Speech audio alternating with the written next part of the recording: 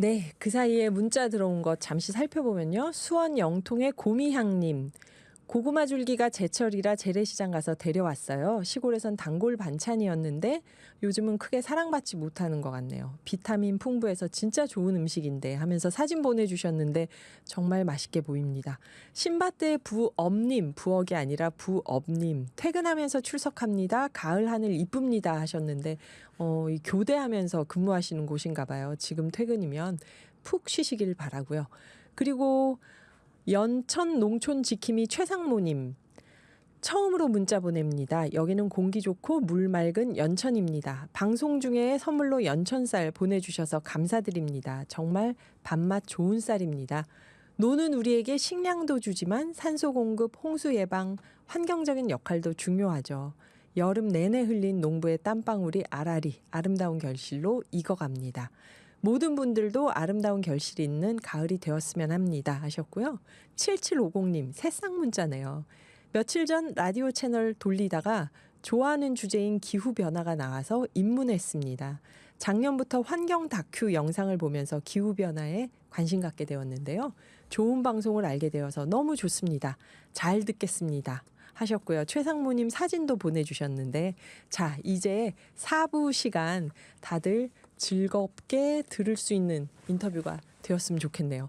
이번 시간은 기후마을입니다. 누구나 나오셔서 기후대응과 관련된 이야기 하실 수 있는데요. 실천담도 좋고 정책 제안도 좋습니다. 샵 0999 문자나 오늘의 기후 밴드에 신청하시면 저희가 연락을 드립니다. 지금 문자 주신 분들도 신청하시면 연락을 드릴게요.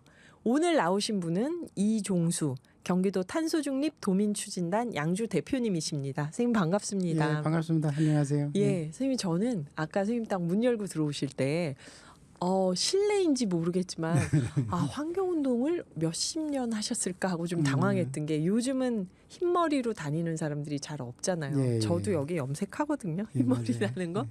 근데 선생님 전혀 염색을 안 하신 것 같아서 예, 맞습니다. 잠시 놀랐습니다. 예. 그 예전에는 저도 젊을 때 사업을 할 때는 미염색을 했었어요. 근데 예.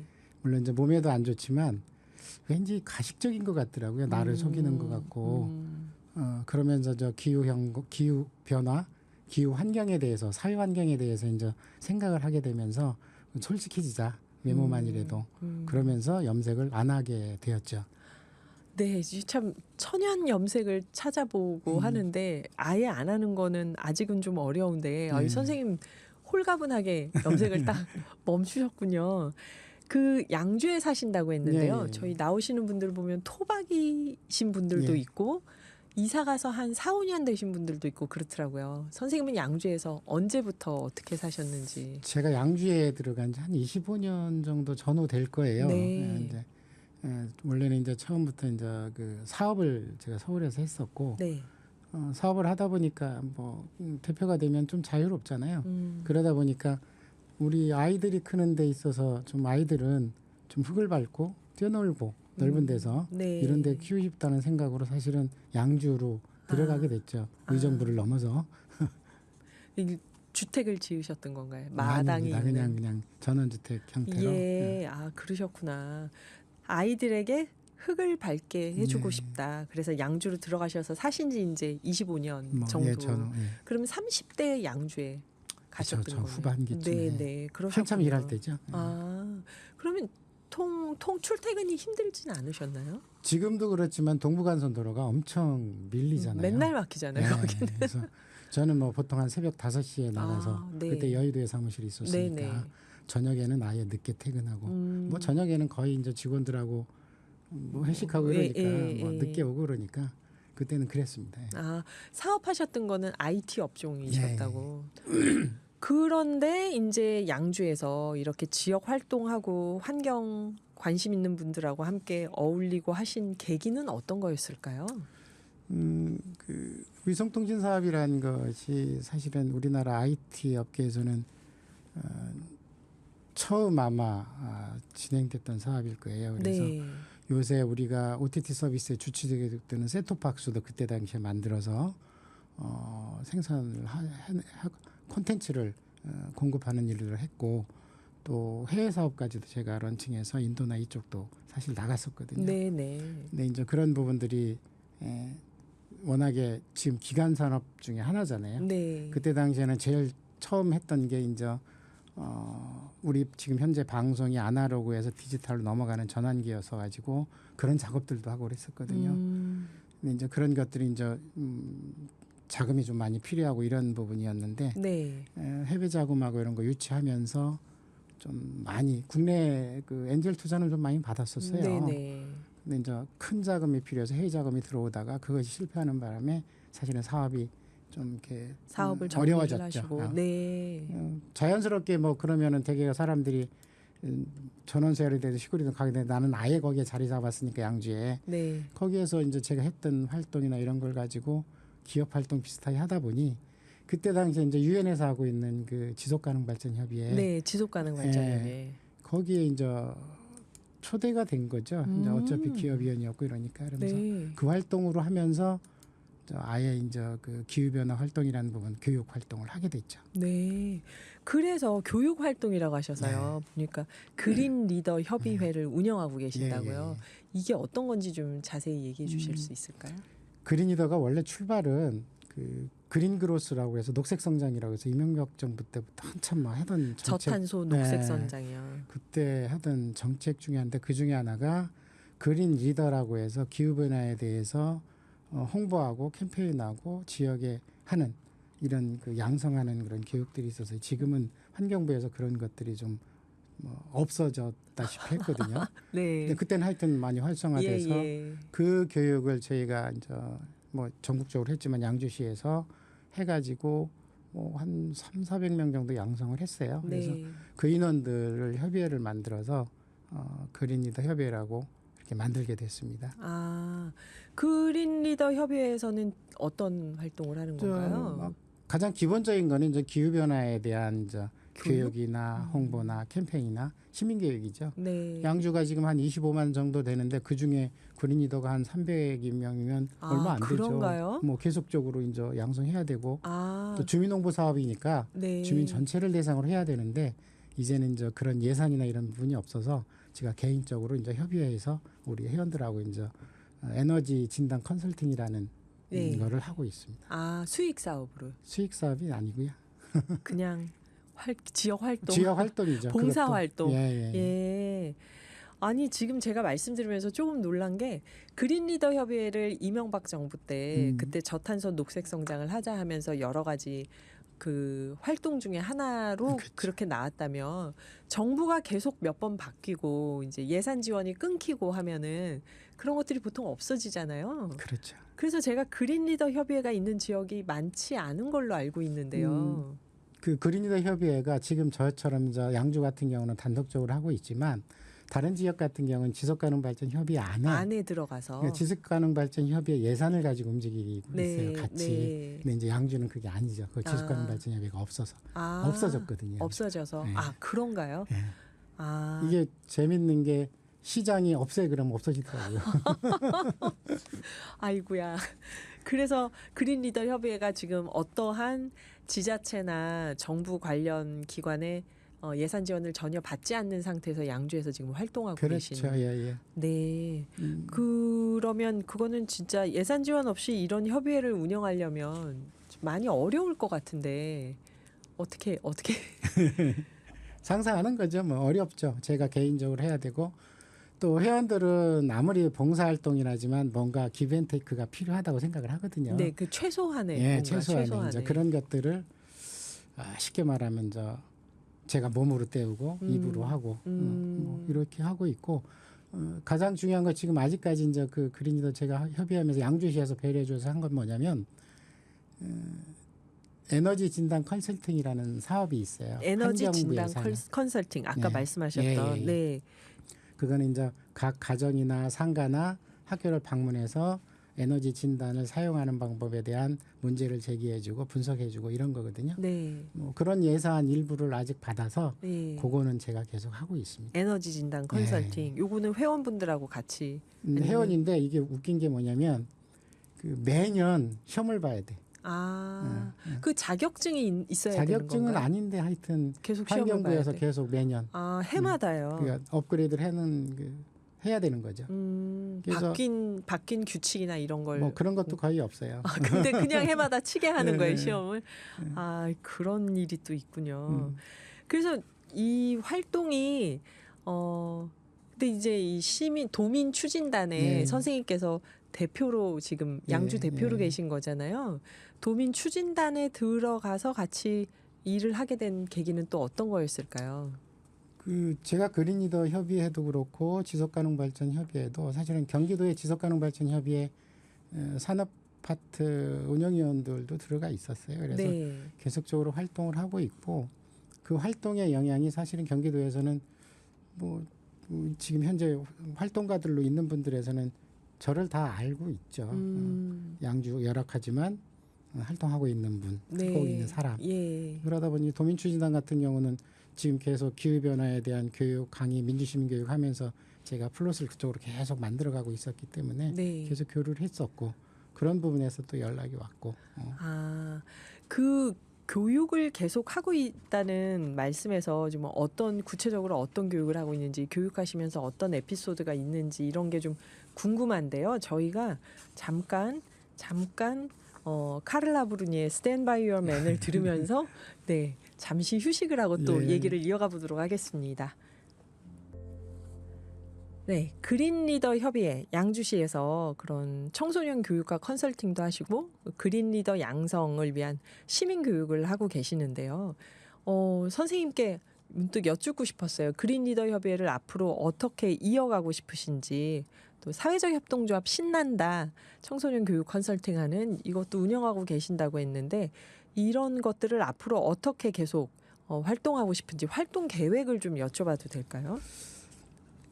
그린리더 협의회는 이제 10여 년 이상 계속 회원들하고 해오던 거였고 네. 그 안에는 명확하게 이제 기후변화, 사회환경, 기후변화를 얘기하면서 항상 따라서 얘기하는 게 제게 사회환경이거든요.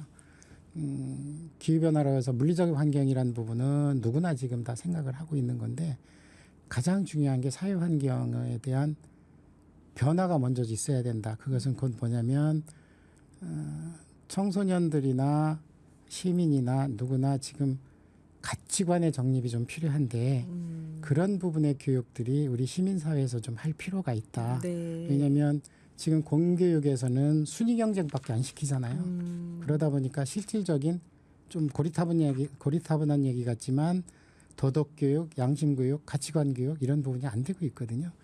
근데 그런 것들이 우리 일반 사회활동가라고 하는 이런 측면에서는 마을 공동체라는 틈에서 그게 이루어져야 된다. 저는 이렇게 보고 있고 그래서 그린리더 협의회는 그런 부분에 좀 사회활동가로서 마을 공동체로서 마을에 같이 있으면서 지역의 어른 역할도 하고 친구 역할도 하고 또 친구들 그 청소년들에 대한 그런 무너져가는 그런 고립되어 있는 이런 사회를 펼칠 수 있는 그런 교육들을 좀 했으면 좋겠어서 그린협의회는 앞으로 그런 곳으로 좀 지향하고 싶은데 사회적 협동조합 신난다를 만든 것도 사실은 그거의 일환으로서 사실은 만들어진 거거든요. 네네. 그래서 거기에 뜻을 같이 하는 분들과 그런 교육을 좀 더 해나가고 싶어서 했는데 사실은 지금 답보 상태에 있기는 해요. 네. 근데 이제 앞으로의 비전은 그런 그 교육, 쉽게 마을 교육이 전제된 기후변화 사회환경 교육을 해서 사회의 올바른 정체성을 가져가는 것 이런 거를 좀 비전으로 좀 만들어가고 싶습니다. 양주에 있는 청소년들에게 네. 잠깐 노래 나가는 동안 저하고 얘기할 때 미디어의 영향이 참 중요하다는 말씀을 해주셨었는데요. 연결해서 말씀을 해주시면 어떨까요? 우리나라가 IT 강국이잖아요. 네, 물론 네. 이제 제가 이제 물리학과 나오면서 처음 한국위성통신 IBM에 근무하면서 이렇게 느꼈던 걸 보면 우리가 무지 빨리 성장했거든요. 그게 이제 빠른 속도로 정보통신이 그게 네. 한 축을 담당했거든요. 네. 그 축을 문화를 그렇게 빠르게 담당한 만큼 사실은 문화적인 요소에서는 많이 이렇게 따라가지 못했거든요. 제가 좀 여기서 이렇게 얘기하면 어떨지 모르겠지만 모 방송에 1박 X라는 프로그램이 있어요. 우리가 모두 좋아했던 모두 좋아하고 엄청난 엄청, 시청률로 이승기가 아주 거기서 예, 예. 스타로 떠올랐던. 근데 그 방송을 내가 어느 날 보면서 싫어하게 됐어요. 아 정말요? 아, 선생님 왜 왜 그러냐면 그러셨어요? 거기는 이제 웃음을 자아내기 위해서 골탕을 먹이고 막 이렇게 하잖아요. 네. 물에 빠추기도 하고. 네네. 그러면서 마지막에 강호동 씨가 하는 얘기가 멘트가 저는 마음에 안 들었어요. 어떤 멘트? 나만 아니면 돼라고 아, 아주 그때 무지 웃음을 자아내거든요. 네, 정말 그때 다들 웃죠. 키도 그때. 쳤죠. 예, 예. 그게 유행어가 됐어요. 근데 제가 이제 그린이더 협의하면서 사실은 학교 그 환경 교육을 많이 나갔어요. 네.